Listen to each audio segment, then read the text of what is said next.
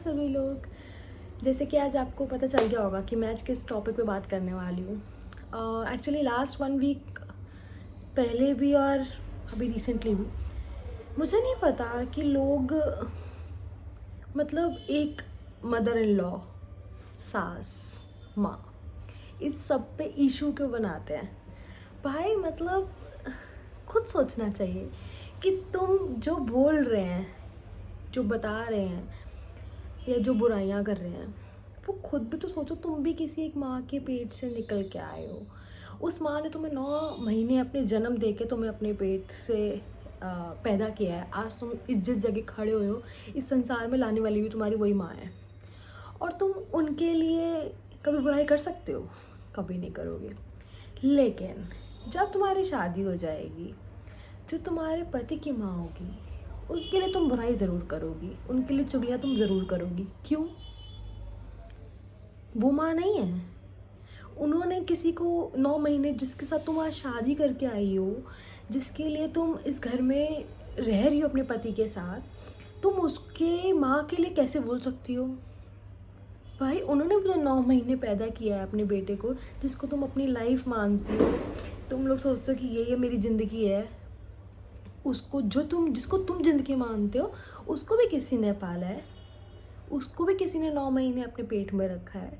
और आज पति वो यहाँ पर है, जिसे तुम इतना प्यार करते हो कि आज वो तुम्हारे साथ है, तो वो भी किसी की वजह से है। और वो है माँ, वो है सास। अरे यार, तुम्हारी माँ तुम्हें इतनी चीज़ें बोल देती है, इतनी चीज़ें डांट देती है, मार भी देती होगी। मतलब बचपन में तो एटलीस्ट, अभी नहीं तो बचपन में तो मार खाई होगी डेफिनेटली। तो भूले हो ना उन चीज़ों को।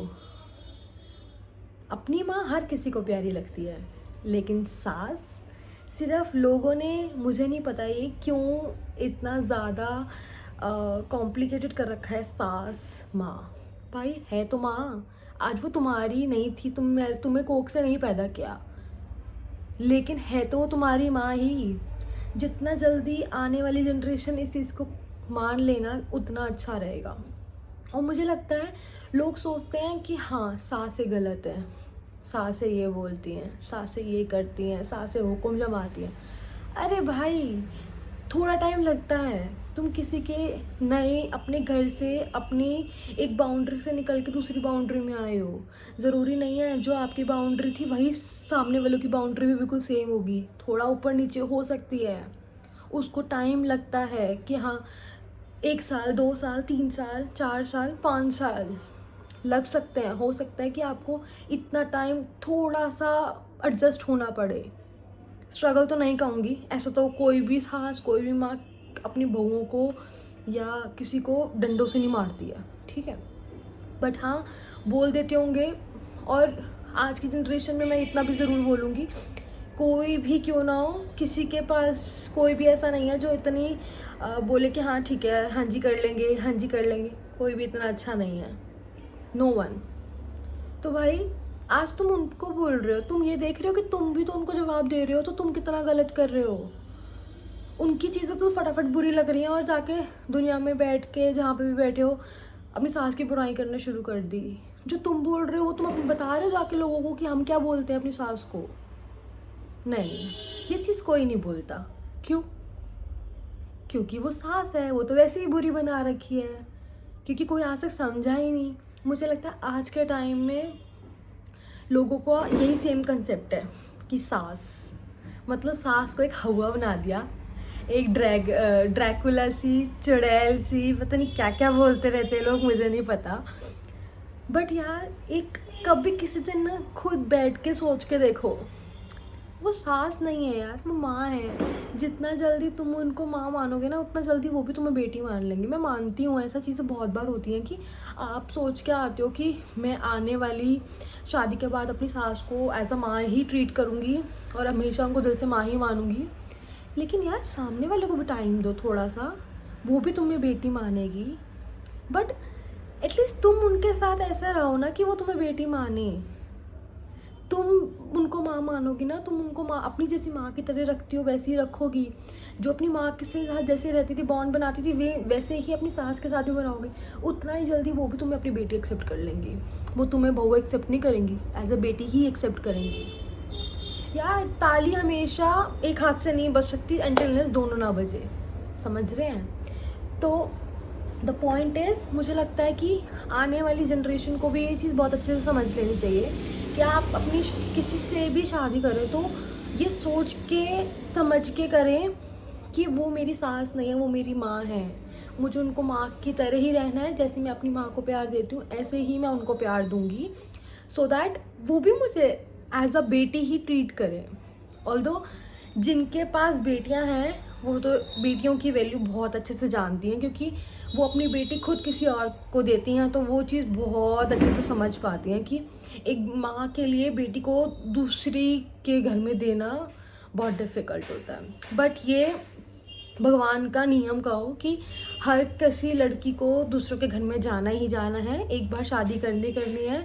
बहुत रेयर होगा कि हाँ, जो लोग नहीं करती लड़कियां वो भी अपनी ज़िद की वजह से नहीं करती, लेकिन मुझे नहीं लगता इस टाइम पे कोई भी पेरेंट्स, कोई भी माँ बाप ये बोलते होंगे अपनी बेटी को कि तुम शादी मत करो, तुम ही रहो। I don't think so. मतलब एक पॉइंट ऑफ टाइम के बाद वो खुद बोलेंगे कि यार तुम करो, तुम अपनी लाइफ में सेटल हो, तुम एक अपना ऐसा पार्टनर चुनो जो तुम्हारे साथ लाइफ टाइम बुढ़ापे तक तुम्हारे साथ हो, जिसके साथ तुम अपने दिल का हाल बांट सको, जिनके साथ तुम अपनी इमोशंस, फीलिंग्स और हर एक चीज़ शेयर कर सको। क्योंकि एक पॉइंट ऑफ टाइम के बाद ना तुम्हारे पास कोई नहीं होता। मतलब पेरेंट्स भी कब तक होंगे, एक हर किसी की एज डिसाइडेड है कि उसने कब तक ज़िंदगी जीनी है। मैं अपने मम्मी पापा की बात नहीं कर रही, मैं अपनी mother in law, father in law की बात नहीं कर रही, और ना मैं किसी और की बात कर रही हूँ, बट हर किसी की चीज़ें डिसाइडेड है कि उसने कब जाना है, और वो हम लोगों ने डिसाइड नहीं कर रखी, वो भगवान के हाथ में है कि कब किसका टाइम है और कब किसको जाना है। तो यार एक पॉइंट तक तुम्हारे माँ बाप तुम्हारे साथ हैं, कब तक रह लेंगे वो, खुद बताओ। कोई भी ऐसा तो है नहीं कि जितने साल तुम जियोगे उतने साल तुम अपने माँ बाप को भी साथ रखोगे, नॉट एट ऑल, बिल्कुल भी पॉसिबल नहीं है। ऐसा आज तक कभी नहीं हुआ है कि कोई किसी के लिए वेट करता होगा या कोई किसी के लिए बैठेगा या कोई अपने माँ बाप को अपने साथ रखेगा कि नहीं तुम यहीं रहो जब तक मैं ज़िंदा हूँ, तो तुम भी ज़िंदा रहोगी, नॉट एट ऑल, किसी के साथ भी नहीं हो सकता। तो तुम्हें लाइफ में एक पार्टनर तो चाहिए ना, कि हाँ तुम जिसके साथ अपनी लाइफ स्पेंड कर सको, जिसके साथ घूम सको, जिसके साथ अपनी सारी बातें कर सको, अपनी फीलिंग शेयर कर सको, चाहिए ना। तो चलो ठीक है, चाहिए, वो एक अलग बात है।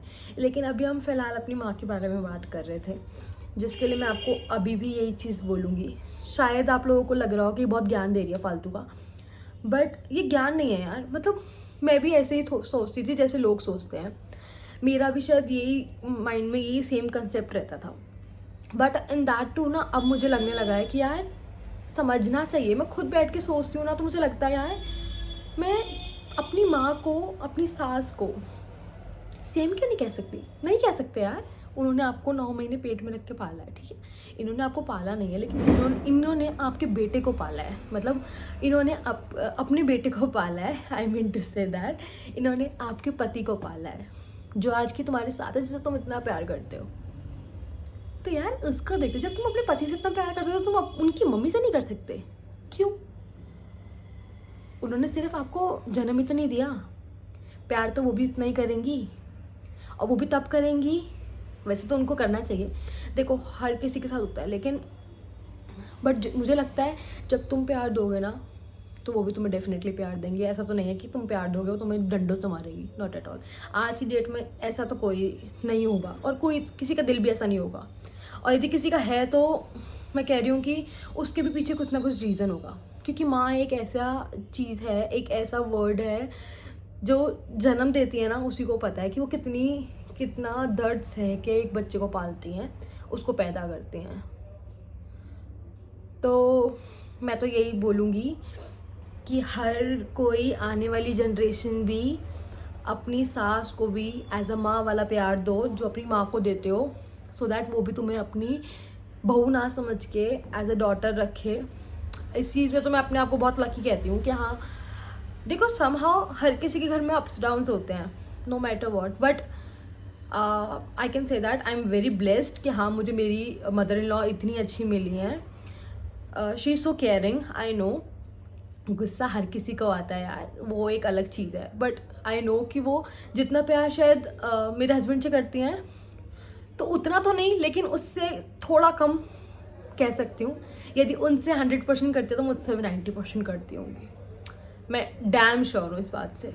बिकॉज ये चीज़ें पता है कब पता चलती हैं, ये चीज़ें तब पता चलती हैं जब आप बीमार हो या फिर आपको कोई प्रॉब्लम हो, चाहे वो आपसे कितना भी क्यों ना नाराज़ हो, बट वो फिर भी आपके पास आके बोलेगी बेटा क्या हो गया, कुछ प्रॉब्लम है इसकी। उनको आपको ट्रीटमेंट बताना शुरू कर देंगे, तुम ये कर लो बेटा, तुम वो कर लो, तुमसे कितना ही क्यों ना नाराज़ हो वो फिर भी बोलेंगी।